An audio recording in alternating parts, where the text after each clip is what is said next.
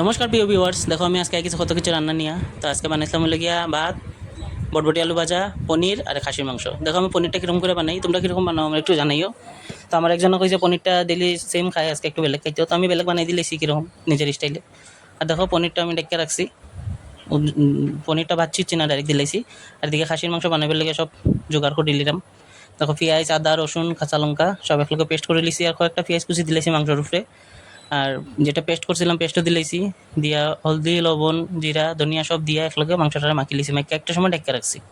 আর এদিকে দেখো মাংস দেওয়ার লেগে আমি একটু গোটা গরম মশলা ভাজিলি, আর যেটা আমি গুঁড়া করবো। ওখানে আমার কড়াই দিলেছি তেল, দিয়া একটু দিয়েছি সাদা জিরা, দিয়া 2টা তেজপাতা দিছি, দিয়া দিলেছি পেঁয়াজ। পেঁয়াজটারে লাল লাল করে ভাজছি একটু সময়।